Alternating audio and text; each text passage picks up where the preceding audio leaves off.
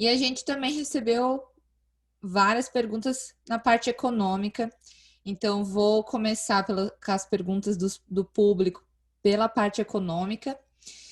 E o que nos mandaram foi, primeiro, como avaliar de forma econômica a inclusão das enzimas na dieta? Bom, é uma pergunta muito interessante, né? Acredito que, levando em consideração esse nosso cenário, gera mais preocupação, né?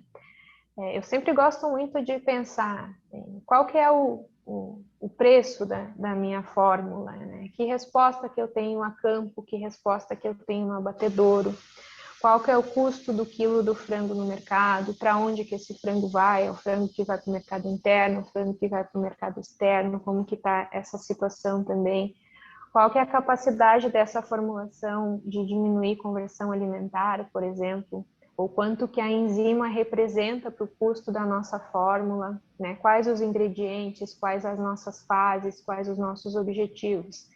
Então, com essas informações em geral, sabendo qual é o custo da enzima e qual o custo da nossa formulação, e lá no abatedouro a nossa resposta, que leva junto consigo a resposta a campo, eu consigo calcular o meu retorno de investimento. E é importante que a gente tenha esses dados e que a gente faça esse acompanhamento. Por isso eu comentei antes da importância da comunicação, né? Não adianta nada eu formular uma ração que a minha fábrica não consegue processar. Não adianta eu escolher uma fórmula extremamente barata se chega lá no campo e ela não traz resultado. Então, o esforço da comunicação entre os segmentos é sempre um ponto-chave, né? Pensando em economia, porque as coisas elas não funcionam sozinhas, e ainda mais nesse cenário de alto custo.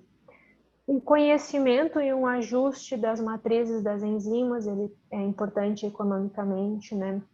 A negociação com os diferentes fornecedores, essas diferenças que a gente tem entre os produtos, toda uma resposta de custo, de resultado que a gente tem no campo, do preço que a gente está podendo receber no momento. A gente vive um momento que a gente não consegue repassar esse aumento de custo extremamente alto que a gente tem para o nosso consumidor.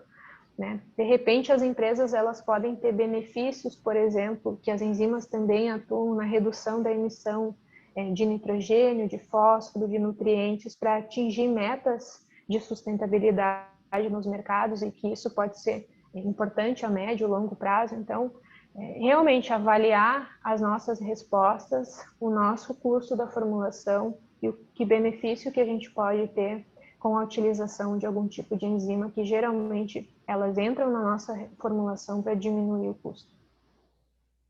Sim, perfeito. Outra pergunta sobre também essa parte de custo é a supervalorização das enzimas em busca do custo mínimo. Até onde se pode chegar e em que momento que isso se torna mais empírico do que realmente com dados? Sim. Bom, de fato, com a grande preocupação que a gente tem em custos, né, pode existir uma tendência de supervalorizar a matriz das enzimas, né, ou então de nós pensarmos que nós temos que usar várias enzimas, porque à medida que a gente utiliza mais enzimas e com matriz, o nosso custo diminui. Essa tendência ela pode existir, não só de supervalorizar uma matriz a ponto de que talvez ela não consiga entregar o mesmo. Quem está comercializando diz que ela não tem condições de entregar aquela resposta, ou então de tentar utilizar várias enzimas para tentar obter uma resposta maior. Por que pode ser perigoso, digamos assim, pensar assim? Porque se eu só pensar no custo e não pensar na digestão, não pensar na fisiologia, no desempenho, né? Só pensar nessa redução de custo e não pensar, isso pode não representar economia, né? Essas respostas que a gente observa utilizando enzimas exógenas na digestibilidade, na energia metabolizável, na redução de excreção de nutrientes e no melhor desempenho, elas não são respostas lineares, né?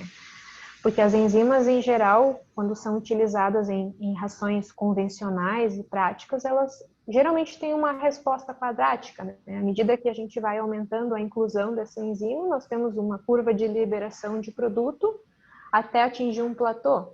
e conforme esses substratos vão sendo degradados, né, que a gente vai melhorando o aproveitamento deles, essa resposta ela vai diminuindo. Então, não significa que se eu utilizar todas as enzimas possíveis que eu tiver, mesmo que me diminua o custo, eu tenha um melhor resultado.